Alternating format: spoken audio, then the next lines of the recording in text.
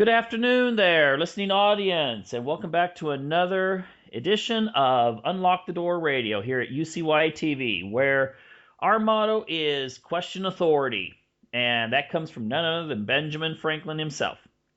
Now, usually we deal with psychology, we deal with current politics. Tonight I'm going to take a little detour and deal with one of my favorite movie topics, and that is Lord of the Rings. And I love the series. I love J.R. Tolkien's writing. My kids are even bigger fans than me. I mean, they watch it over and over, like I guess kids back in the '60s watched Star Trek over and over again. But tonight we're going to have John Bartolo. Did I pronounce that right, John? Di Bartolo is fine, yes. Okay. And I guess you're somewhat of an expert on J.R. Tolkien and his series, and we're going to go into all kinds of details, archetypes and psychology, politics, the whole bit. Now, go ahead before you start. Why don't you give a plug to yourself and Sure. Middle Earth Network? Right. Yes, well, thank you for that introduction. And I think all Tolkien aficionados or people who study Tolkien and talk Tolkien, when they hear the appellation of expert, they always kind of shrink at that description, because one can never quite be a complete expert on Tolkien, because there is such a wide legendarium, and the man's writings and his life are so vast, and so we're all aspiring to be Tolkien experts. But I appreciate that appellation. So my name is John Di Bartolo, as you said, and I am one of the founders of the Middle Earth Network. Now, the Middle Earth Network, which anybody can visit at any time, it's middleearthnetwork.com.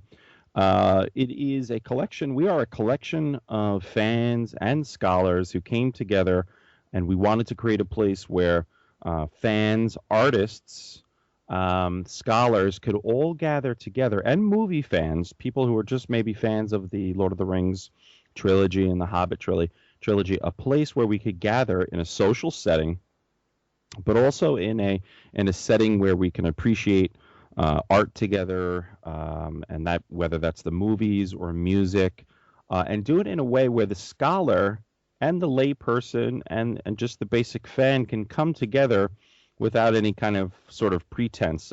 Very often in the past, there's been like a separation between like the Tolkien scholars, quote unquote, and the fans of just like the movies.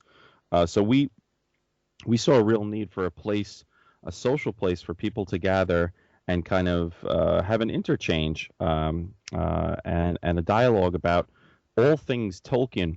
And the Middle Earth Network created the central site, and then we created a social network which is called My Middle Earth, kind of riffing off MySpace, but calling it My Middle Earth, where anybody can go there and create a profile, kind of like Facebook, and actually create their own free blog. We let people create their own websites there on the network. So, for example, if you're a Tolkien fan and you want to write about maybe Tolkien's relationship with C.S. Lewis or something, you could go on My Middle Earth and create your own blog, and then that blog gets shared out across the network.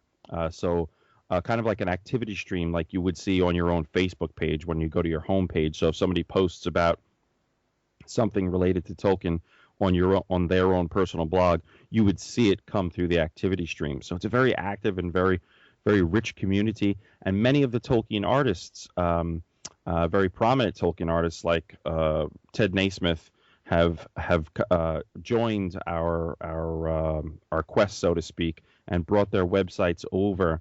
And this has enabled the fans to engage famous artists themselves in a very direct way that kind of hasn't happened before. Mm-hmm. So that's the Middle Earth Network, and then we also have a 24/7 radio station. That's fantasyradio.me, where people can go and listen to fantasy soundtrack music and science fiction music. And then our main news site is called Legendarium, and that's legendarium.me. And of course, that's inspired by Tolkien's phrase or term legendarium that he used to describe the whole body of his work. Legendarium, he didn't invent the word. That's an older word that was used to describe the acts of the saints. But he kind of co-opted that word, and really, when we hear the word legendarium, most people associate it with Tolkien. So I guess that's the Middle-earth Network in a nutshell. There's a lot more to it. So I'm one of the founders of that, and that grew out of my lifelong interest in Tolkien, studying his works, not only his literature, but his letters, his life, the things that he studied himself. I found to be extremely interesting, and I felt when I was reading his letters and learning about his time, the time he lived in, World War I and World War II, I felt a great sense of loss in a short space of time from from 1900 to say 1950. After that, something was lost in our culture. I can't quite put my finger on it, but I think it has something to do with technology and entering the fray and changing the way we interact as a community. Well, it could. So, oh, okay. I'm sorry. Go ahead. Well, I was going to say I want to come back to technology Yes. later, because he had some very interesting commentary that seemed to put him ahead of the time. But then again, Yes. he was a contemporary of people like Huxley and so forth, and which it seemed that era where Tolkien comes from, there's so much rich analysis of culture. And I mean, it was before the age of Cardassians and Honey Bobo and all that kind of stuff that dominates people's minds. I mean, you could watch even general fiction in movies in the 40s and 50s, and it was so much higher in quality than even than today. But what I want to get to before we kind of get into those areas is I've heard different theories. I've heard that Tolkien he just had a very vivid imagination and fantasy. I've also heard that he used to go into the library and go into like these ancient writings, and that his stories were actually a blend of alternative history and his own creation in a sense that he didn't see it as totally just, I'm making this up. Right. I would absolutely agree with that summation. And very often, we talk about Tolkien after the fact. when Tolkien himself ever heard, people talking about his work and trying to sum it up, he was always very resistant to let himself be described in any one specific way, because I think he wasn't quite sure himself totally what he was doing. It just came out of him. It grew out of him. And you're exactly right when you say he was going and reading these old histories. Beowulf would probably be if you ask Tolkien himself, what's your favorite piece of work, he would probably say Beowulf had the most profound influence on him. So as I was saying before, when I was reading about Tolkien's life and the 20s, 30s, and 40s, and I felt a sense of loss just from a few decades ago, he was looking back. Tolkien was a medievalist, and so he was looking back into medieval times and the Dark Ages and seeing how much we had lost since then. So that's why he was drawing on all these different things, Beowulf, and all of these different medieval writings. And yes, the Lord of the Rings was really a conglomeration of all of those different influences. And it's funny that you should say that, because speaking again of the Middle-earth Network, we were one of the co-founders of the Mythgard Institute. And the Mythgard Institute is the only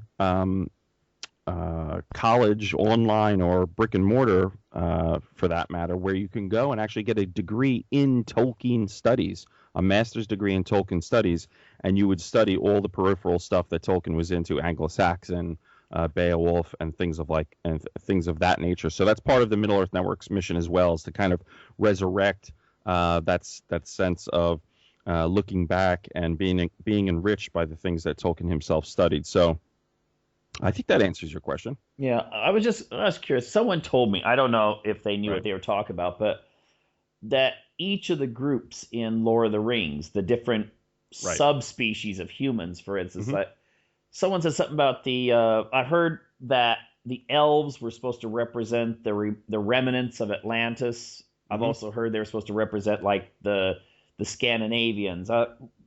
Is there any truth in either of those, or? Well, really, the Atlanteans would be represented by the Númenóreans, the Númenórean kings, which Aragorn himself was the last descendant from the kingly line, and that's why Aragorn is so central to the story. See, Númenor was an island um, similar to Atlantis, and when you read Tolkien's letters and he mentions Numenor, he always has it. It's always very often listed as Numenor slash Atlantis because he was directly drawing on the Atlantis myth.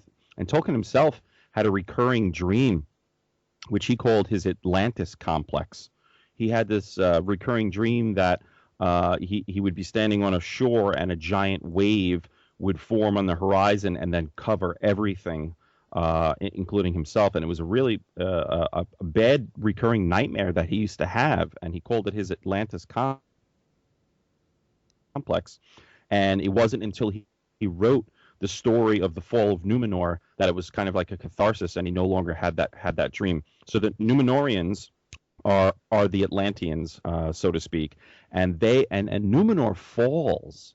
Numenor sinks into the ocean, and the breaking of the world happens because the Numenorians are deceived by Sauron when he was in physical form, and he changed the method of worship on Numenor. The Numenorians worship the one true God, Iluvatar, and he convinced the Numenorians to break the ban of sailing to the Blessed Realm. They were not allowed to go, quote unquote, to the Blessed Realm, to heaven, right? So Sauron convinced them, almost like the Tower of Babel, right, to break that ban, build a tower, or sail to heaven and take over heaven.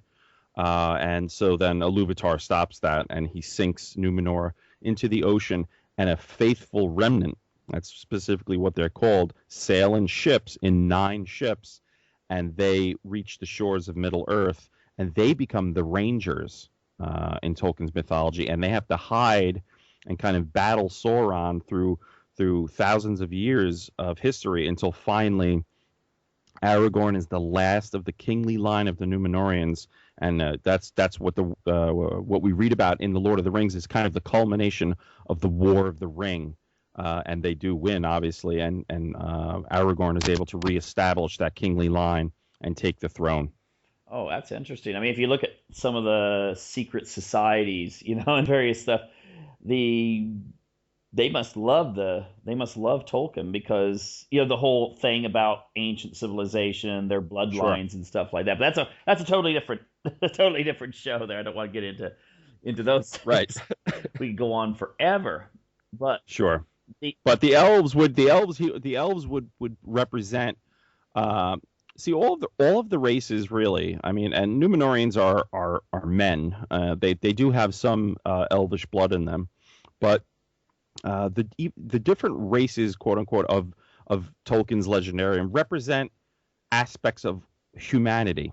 You know, the dwarves represent well, it's not just the dwarves. There's a lot of greed for gold and for jewels amongst the other races. But the dwarves would represent one aspect of humanity. The elves represent the part of us, which was very important to Tolkien. The elves represent trying to keep things the way they are, not letting natural change occur. I mean, the elves built Lothlorien and Rivendell based upon magic, right? That the rings that they were given by Sauron, right? So Lothlorien and Rivendell can only survive while the rings themselves survive. So they're using unnatural magic, even though it's beautiful, to keep their kingdoms alive, and that's why Galadriel and um, Elrond must fade into the west once the One Ring is destroyed, because once the One Ring is destroyed, all the other rings will fade, and they must fade into the west.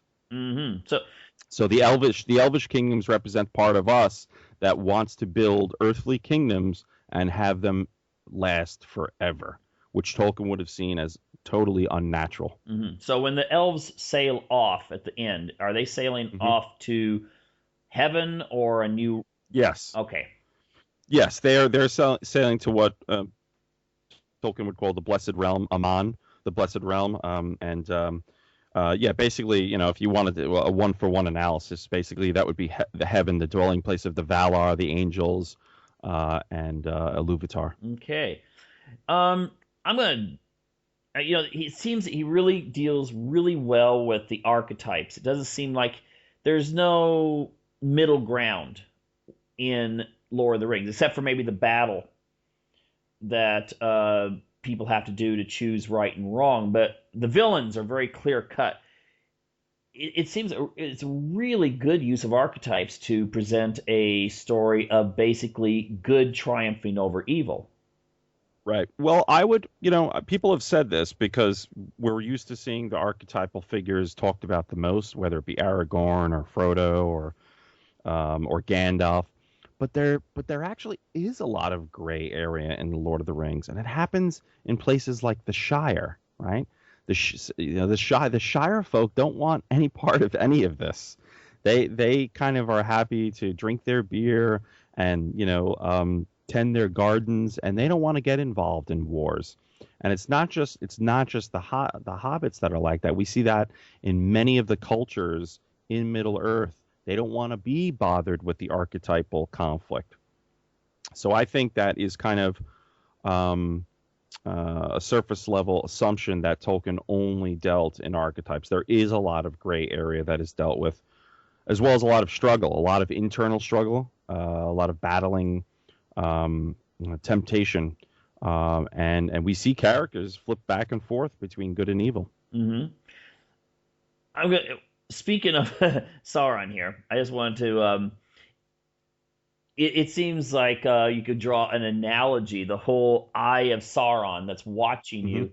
I just can't Sure. help think about nowadays with NSA and Right. that sort of thing. I mean, they can look at you through your computer if they want to, your cell phone Hmm. and stuff. Um, Tolkien, I mean, he feared this kind of developing, didn't he? I mean, in our own Yeah. realm, he feared that governments would get too much power and kind of go into this like Orwellian path. Yeah, Tolkien and Lewis and many of the of his friends and contemporaries who kind of had the same belief system, they saw technology um, as a direct descendant of just pure magic. So they were very concerned. Well, Tolkien was very concerned about the evil wizards. Okay, now his use of wizards would be a completely different connotation than what we think of wizards. When we think of, say, wizards today, we think of like Harry Potter and magic wands and stuff like that. To him, the wizards were a class of incarnate angels, actually called the Istari. And they were sent to Middle Earth to help guide men on the right path and to motivate them. And some of the other Istari we see in the Lord of the Rings are, we see Gandalf, we see Radagast the Brown, we see Saruman the White, right? And the two blue wizards are mentioned that wandered off into the east, and nobody knows what happened to them. So, so speaking of technology, he saw modern technology as a direct descendant of magic, and he was very, very concerned about the wrong use of technology and the machine, right? And he even said, and I've mentioned this before in other interviews, that he saw World War II as nobody won World War II except the machines. He said that specifically. He said, everybody's come out the poorer, millions dead, and the only one that seems victorious are the machines. And he personifies them. He says, "I wonder what their next move will be." The machines themselves. Tolkien was extremely afraid of technology and machines, even to the point where there's a story about his first encounter with a tape recorder. One of the first times he encountered a reel-to-reel modern tape recorder. And before he spoke into it, he uttered the Lord's Prayer in ancient Gothic in case there was any maybe demons in the machine. Mm. This is the worldview he came from, and I find that just so interesting and and so lively and so enchanting that he thought these things were real. He believed these things were real, evil entities, both good and evil. So yes, your idea that the eye can represent, the NSA, we're being watched constantly and managed. And Tolkien himself, would mention, quote unquote, central planning, because whenever power is centralized, unfortunately, because of the state of man, he would see man as fallen from his Christian worldview. Anytime you centralize power to a great degree, it's going to be abused. There's just no two ways about it. So he was asked once. He said, about his philosophy, and he said, "Well, philosophically, I would probably be closest to an anarchist." And for him to say that in his time, I find that to be pretty interesting.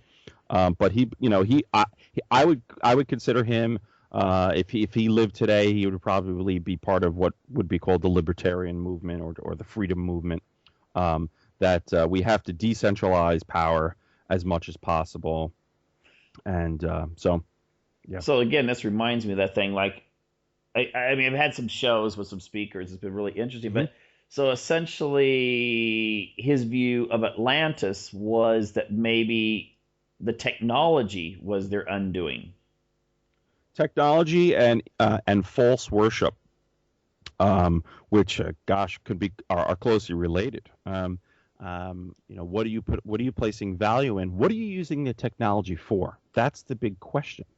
Because if we're using technology to change nature, do we have the power to change nature? This is the essential philosophical and spiritual question.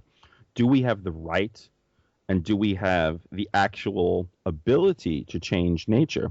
And we've seen the results of our attempts to do so.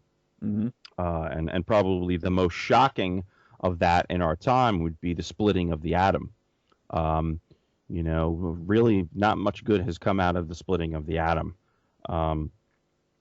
So yeah, Numenor fell because they changed the natural order of worship and true philosophy, and Sauron instituted human sacrifice upon the altar.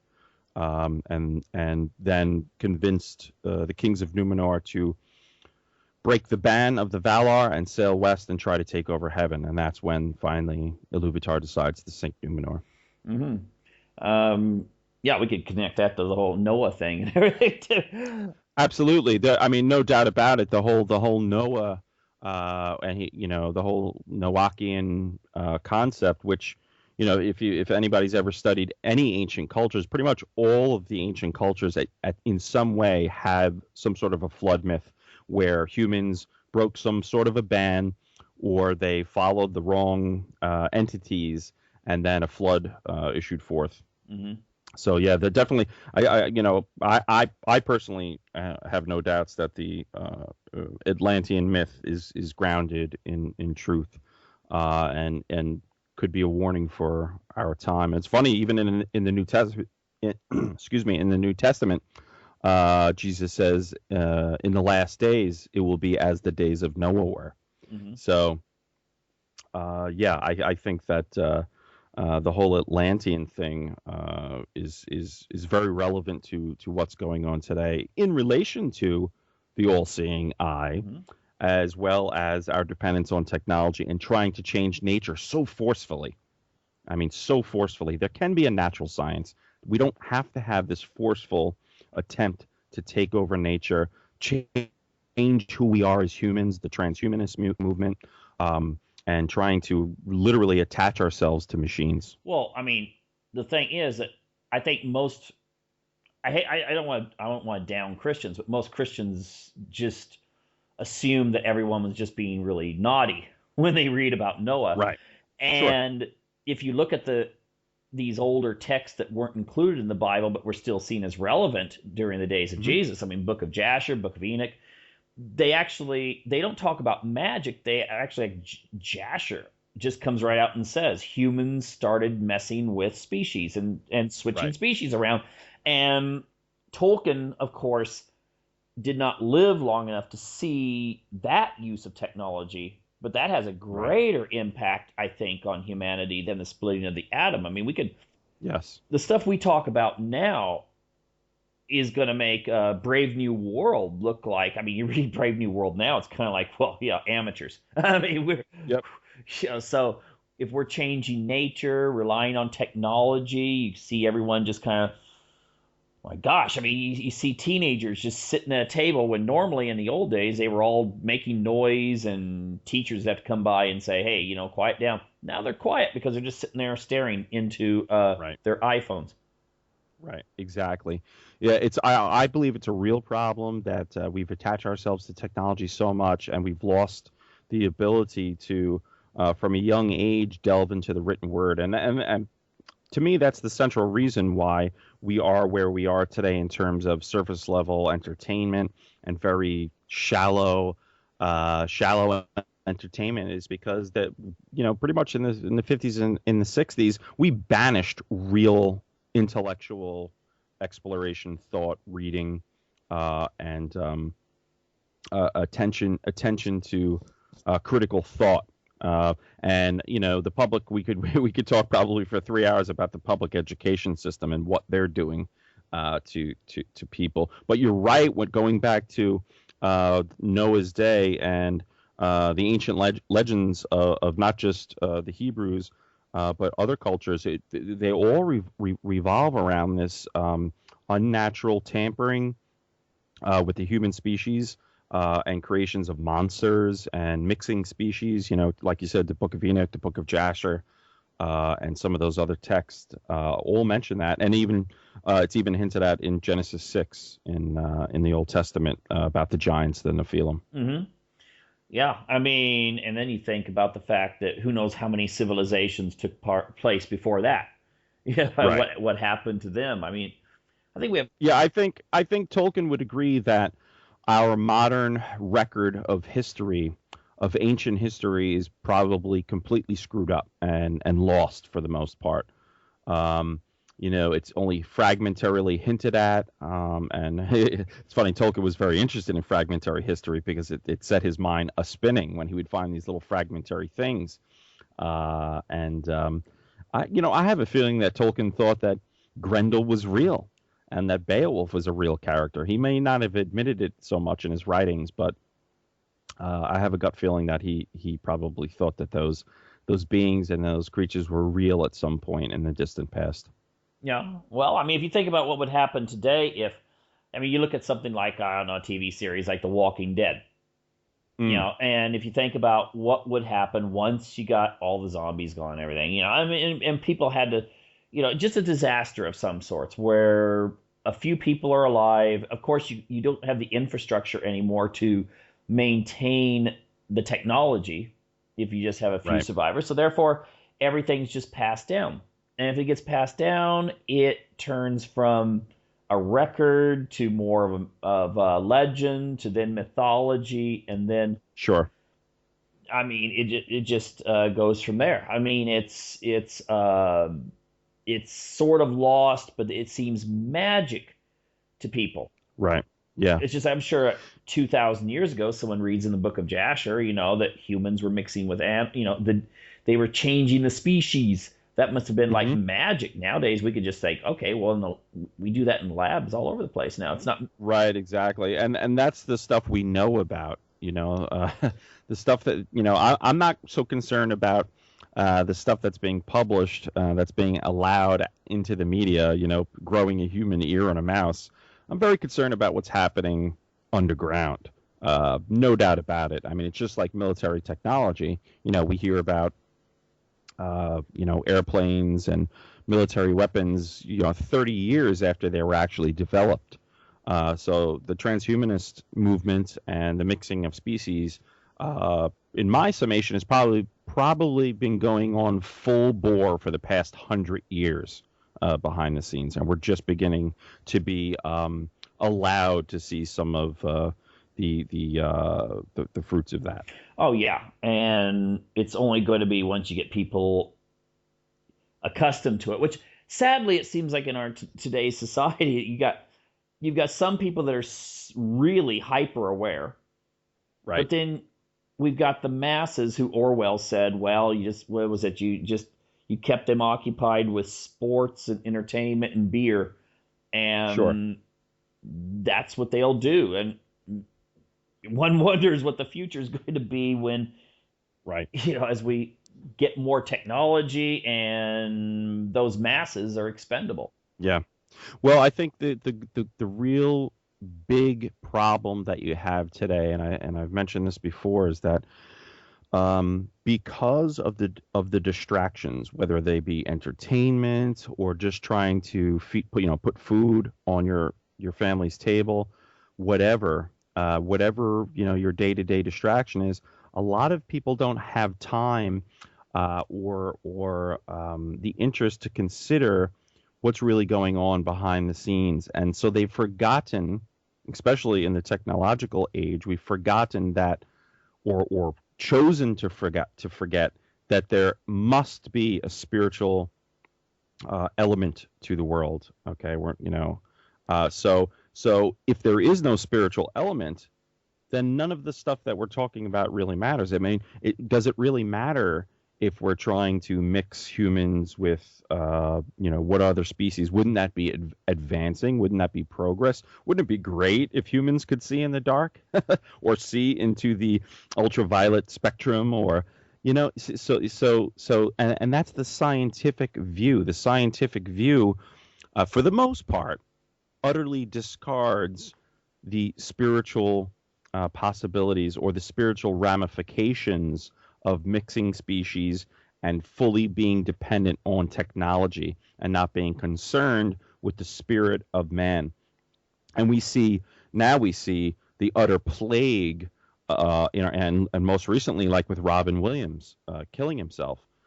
People are spiritually being defeated and they're giving up, and I attribute that to the total discarding of the spiritual element of man and the care for the spirit of man. Yeah, I mean, there's a certain shallowness you see when people don't have something that's beyond just the here and now. And Right. I mean, you can see that in some cultures, like in Northern Europe, where there's very little spirituality, and yet, we're told, well, they have good distribution of resources and things like that, but at the same time, there's a high level of depression and alcohol and Sure. somewhat of a nihilism that permeates much of the culture. Right. Yeah, absolutely. And I think Tolkien was very attuned to that. And you could see that in his writings, in his letters. He was very, very, very concerned.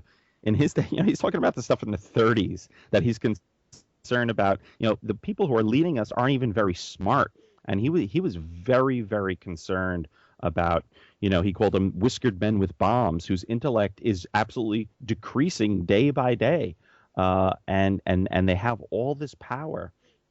And they're building these societies which are built, on precepts of just making money and building bigger and more powerful kingdoms and becoming dragons. He would call it the dragon sickness. I think we are living right now in a world that is 95% consumed by what Tolkien would call the dragon sickness, which is hoarding, hoarding, hoarding. The day-to-day life of the American is how much. Of course, we want to survive. We want to put food on the table. But the ultimate goal is to build a hoard and then what? Retire on your hoard. And Tolkien would say that's absolutely the wrong goal of life. We're not supposed to be building hoards here because you're not taking your hoard with you. So we have a real existential and spiritual problem as humans. And that's why you see this conflict in philosophy, and it plays out everywhere. It plays out in the political realm. It plays out in the public schools, and on top of that, we've kind of made it an unwritten rule that you can't have a public spiritual life. Everything has to be privatized. You can't talk about your faith in the public realm, right? Oh, your faith has to be private. You can't bring your faith into the public realm. So then you have to be a duplicitous, divided personality and turn yourself into a schizophrenic person if you want to enter the political realm, Yeah, I heard. which is, I'm sorry, go I ahead. was just gonna say. I mean, it was ironic that, for better or for worse, I mean, people either, well, anyway, Tony Blair. Sure. He waited until he was no longer prime minister to be baptized as a Catholic. He kept it secret. He was a Right. Catholic, but he waited till he was no longer in office to get Right. officially Yeah. baptized. And I think the only leader I've heard of in recent years, in at least in Europe, who makes a big case for spirituality is actually Vladimir Putin. Sure. Yeah. And the media, and this is before any of the controversies with world events and stuff was really underway. Right now it seems like, oh my gosh, World War Yeah. One's 100-year anniversary looks like history Sure. is a cycle. But the thing is that the media, the big media in the United States, they were like, oh yeah, well, he's just doing this for this reason or that. It was like no one actually thought, oh, maybe he's telling the truth. Right. I mean, Yeah. it was Yeah. skepticism. I'm yeah, and to me, my personal analysis of the situation is that people have forgotten or refuse to be bold anymore. There is a real lack of boldness and standing up for what you believe. There's nothing wrong. I mean, my goodness, there's nothing wrong with telling people what you believe. There's no reason to be ashamed. We're supposed to be an open culture of dialogue and debate and freedom and free speech. So what if you believe you're a Hinduist? So what if you're a Buddhist? We need to know that, especially if we're going to, be electing people. We want to know what worldview you have. So it's very duplicitous and very deceptive, I think, when these political leaders hide their true faith for political gain, for political reasons. I have no problem telling people, I come from a Christian worldview. I am a Christian. So what? That's what I believe. If you've got a problem with that, that's your problem. It's not my problem. So, that's what annoys me most about modern culture is that people are so easily offended by what you believe, um, and so that's another just whole topic, a whole problem that we have today. People need to be bold in what they believe, come out and say it, no matter what it is, and other people need to respect that. And that's why we have such a conflict with the East. What's going on, like with Islam, and they're bold about with what they believe. They don't have any problem coming out and waging war with their beliefs. And in the West, we're kind of like, well, we just want to, get the stock market up. We just want to, be entertained. We don't care about telling you what our beliefs are. So that's a real problem. Well, and then on top of that, I've done lots of shows on the idea that in a society that is just based on the soundbite and Mm. the way you deliver yourself, then the people that have high levels of either narcissism or psychopathy are going to become the leaders of the country. Right. I mean, there's Yeah. no other way of looking at it. Yeah. You know how to use the system. You know how to say the right things in front of a teleprompter. Sure. I mean, and people are like Yeah. surprised when you say, "Hey, according to such and such study, these particular U.S. presidents score really high on psychopathy," and they're going, "Well, we didn't have any presidents that sit in the basement of the White House cutting people's throats." Well, no, it's Hollywood. They look at Hollywood. Oh my God. Right. I mean, they don't realize that. I guess I've seen these things. Top 10 psychopaths in Right. fiction, and they'll have like Hannibal Lecter, or they'll have Sure. the guy in American Psycho, and I'll respond to that and say, "Oh, you're kind of forgetting James Bond here." I mean, of course that doesn't fit because he has a nice suit on, and Right. he's doing everything for the good of humanity. Right. There's many old sayings similar to what the Bible says. The devil comes as an angel of light. He's not going to, and Sauron too. Sauron comes in a comely form.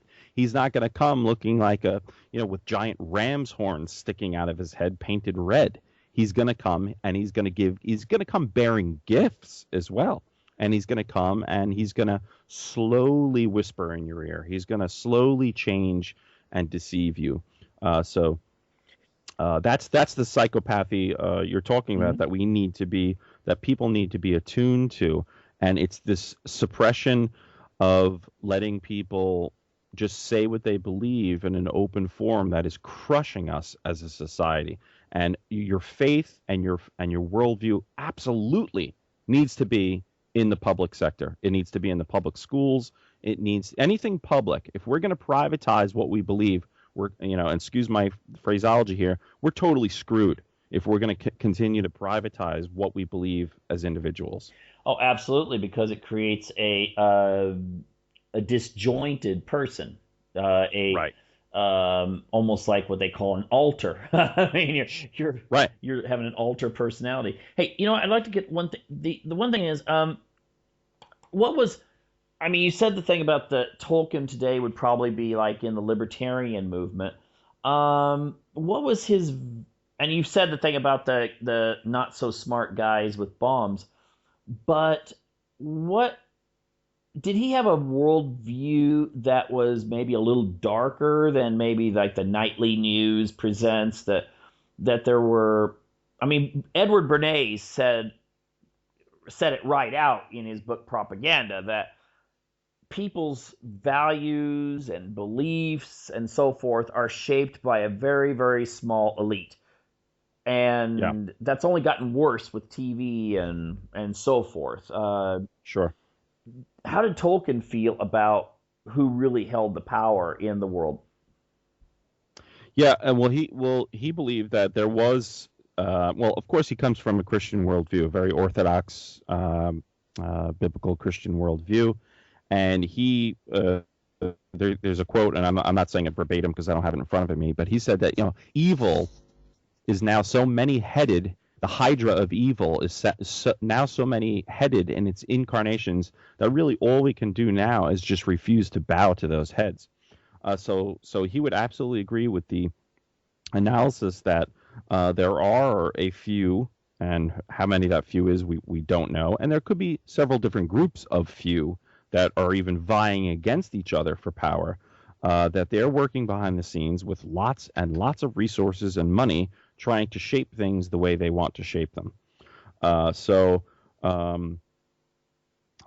yes, I would agree with what you just said about the quote from the other person, that there definitely are forces working behind the scenes to shape men's thoughts, and that's why what I was saying about people need to speak out about what they believe to fend off the acceptance of whatever's being dictated to us via whatever media you want to say is dictating our worldview, because that's what's happening. Our worldview is being dictated to us through the institutions that we are forced to enter into. I am forced as an American to pay for everybody's education. I don't want to do that. I don't want to pay for my neighbor's son's education. That's completely immoral and it's not fair. Me personally, with my children, I homeschool because I want them to be able to be free thinkers and to have critical thought. And in the public school systems, they are completely erasing critical thinking and free thought. They're saying this is the way it is. This is the way you're going to be. And consider this, on the topic of public education. I would love to have a whole show just about public education, but consider this, the data shows that if you spend 10 years doing any one thing, you become an expert in that area. Let's say you spent 10 years studying geology. You'd pretty much be an expert in geology after 10 years. Well, we send our children to 10 to 12 years of public education, and they come out knowing what? Knowing what? Barely anything. I mean, go ask the average 18-year-old in any American town, who started World War II, and you're going to get a blank stare. Something is wrong here. Something is gravely, gravely wrong with our institutions in the West, and I would say probably most of the world now. So what's going on in the public schools? What are they teaching them? Why are they coming out non-critical thinkers, non-builders, non-productive, and depressed and aimless? What? So I see that as a real big problem. Oh, absolutely. I was listening to my wife. She's Swedish. She always listens to the Nobel Prize dinner thing when it comes on. It's a big gala in Right. Stockholm. They're not the ones that gave Obama the Nobel. Okay, that was the Norwegians. Everyone, sweet. That's one of the most comical events in our Yeah, time, and but yeah, it was, but you can only either laugh or cry at that award. it wasn't the Swedes. It was the Norwegians. They have that part of the Nobel thing, but the Swedes give the one for the what do you call it, chemistry and math. But they had Right. one guy I thought was really interesting. They had well, it's pretty common, a winner of some science Nobel from Israel. I say it's pretty common. They get a lot of those. Sure. But the thing is, you could understand why Israel has so many Nobel Prize winners, because he said that education from day one in the home he grew up in was emphasized. That was number Right. one. The community Yes. emphasized it. So it wasn't considered cool to, like, oh yeah, I skipped class today, or I didn't read Right. this, or I cheated here, because it's it's so enshrined. And the thing is, I think we can learn something from, because in America, the thing is, we in the public school system, I tell people in Europe about this, that when you're interviewing teachers, for instance, for jobs, they don't ask. Often, many schools around the United States, they don't ask. That's not if you're going to be a literature teacher, they're not going to ask you how much studying did you do. Did you ever have anything written or something like that published? That's not going to be their first question. Their first question is, "Oh, what sports can you coach?" Sure. That is the Yeah. first question in many. I'd say it's probably most school districts in the United States, Mm-hmm. is what sports can you coach? And Right. that's what's going to be important. And then you see that, music gets cut, Yep. debate, speech, the sports that don't generate the big, headlines on the sports page in the local newspaper, like gymnastics, it'll get cut. Mm-hmm. Never touch football or basketball or something. Our culture, too. I mean, more people know who Honey Bobo is than would know who, I don't know, Ray Kurzweil is. And Ray Kurzweil is going to Exactly. have a much bigger impact on their life in the future than Honey Bobo. Right. Right. Yeah. Unfortunately, we've reached a very, very, very critical state in our society in the West, and fortunately, on the happy side of this conversation, there is somewhat of an awakening through alternative media, alternative news, shows like yours, Alex Jones, and many, many others. And YouTube has been a great blessing, I think, for critical thought and analysis and exploration of alternative history. So I think a lot of people now are saying, hey, wait a second, what we were taught in public school is not exactly correct. And there's a lot more going on now than we had originally thought. So I hope that awakening continues. Well, So, I personally think it will, because yes. more and more younger people don't even bother picking up newspapers anymore. I mean, Right. why bother? You can go on the internet to Yeah. get your news. If I mean, for better or for worse, when they mentioned the thing about the journalist that was killed by Yeah. ISIS, the thing was that on one of the alternative news websites I go to, they had the video already, and this is just, they had that stuff up before the headlines appeared in the main newspapers. I mean, Yeah. that is what is available now. Although a lot of people Sure. still, that they get on the internet, they're more concerned with posting pictures of kitty cats or what they had for breakfast on Facebook or something Hmm. like that. But yeah, I think you're Right. right. The people that are aware are becoming hyper aware. Right. The people that aren't aware, they get more distractions and more Sure. blingy type stuff to stare. Yeah, and well, I think also too part of the problem of those who are not waking up to this is because it's kind of scary, you know. So it's kind of like what's that quote from the movie? Yeah, you don't want to know the truth. You can't handle the truth. Hmm. I think that's a big part of this. That's a big part of why people are turning to self-medication in various means, or because of depression and anxiety.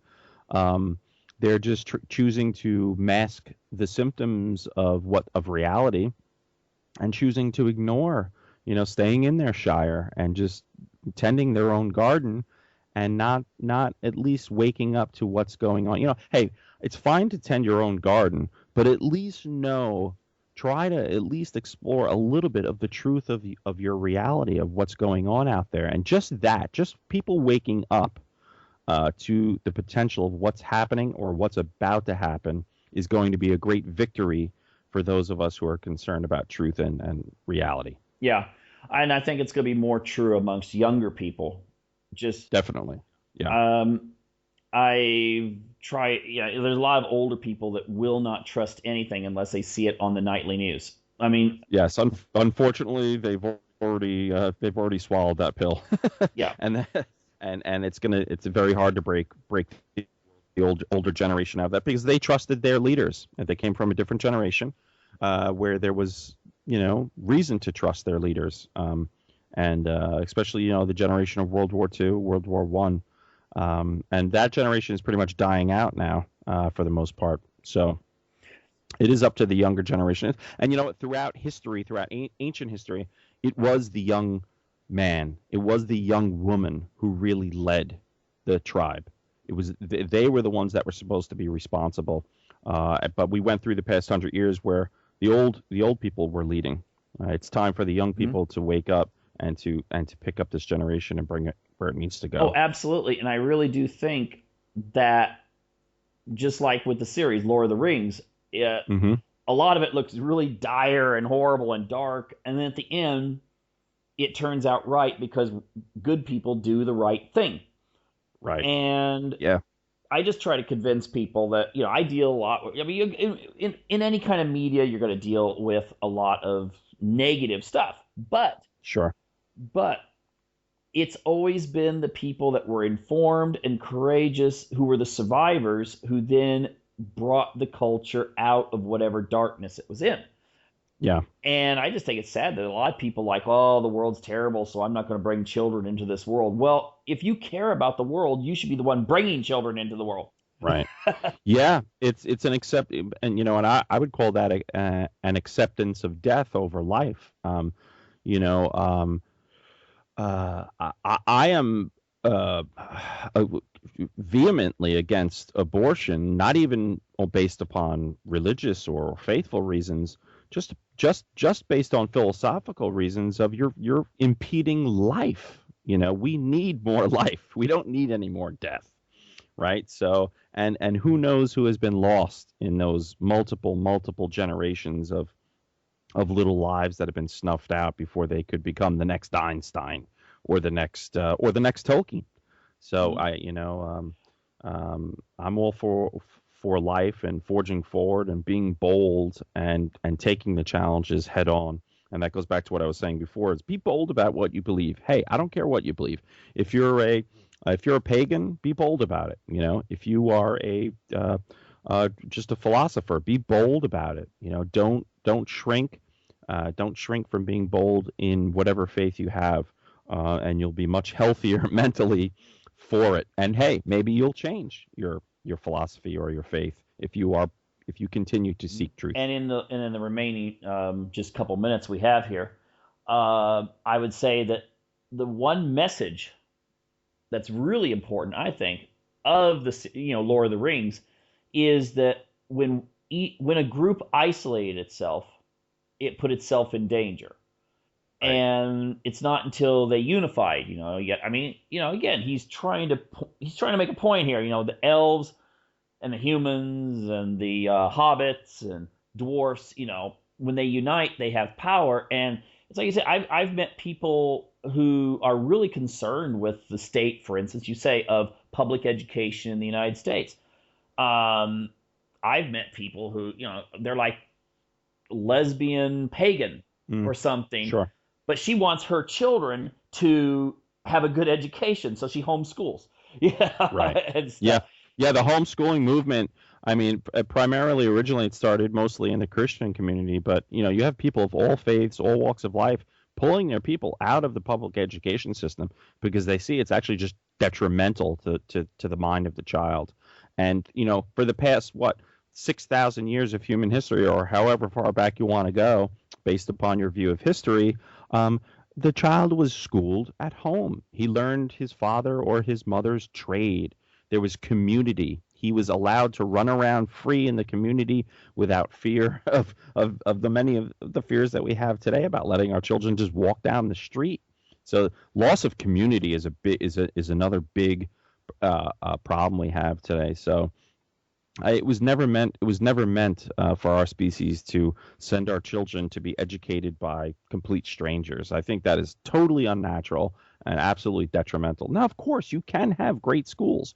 You can have great institutions. I'm not saying all public schools are bad or all colleges and public institutions are bad, but you really do need to put thought into it. You do need to know and be concerned about the needs of your specific child. And especially, what I would say, especially at the younger age, up until like age 8, 9, 10, up until 12, the home is the best place for the child to be educated. And you're never, ever going to have that opportunity for bonding again. Because if you send your child to public school starting at age 5, 6, man, they're bonding with other people besides you because how much time do you have left to bond with them? Not much. Maybe dinner time, maybe the weekend. That's not enough time to make a spiritual bond with your child. No, no, no, and you're not going to be able to pass on your particular culture to them. Hey, Exactly. hey, speaking of passing on, I got to go here. We only got a few seconds. Excellent interview, and I'm going to contact you about a couple things in your email, and especially I want to have you back in the future. Yeah, I'd love to come on and talk again. This was great. That was a quick hour. Yeah. I'd love to talk about a whole slew of topics. I'm very interested in ancient history, like you mentioned before, the Book of Enoch, Mhm. and things like that outside of Tolkien as well. So I really appreciate you having me on, and I would invite people to contact me. I also have a music project that I work on called Lonely Mountain Band, and people could check that out. You could just Google Lonely Mountain Band or go to minstrelsongs.com. And feel free to shoot me an email. I'd love to talk to anybody. Excellent. Okay, well, thank you, and wish you a nice weekend, and really encourage all listeners. Hey, check out his website. Okay. Anyway, thank you, John, and we'll talk later. Cheers and fair travels. Okay, take care. Bye now. Bye bye.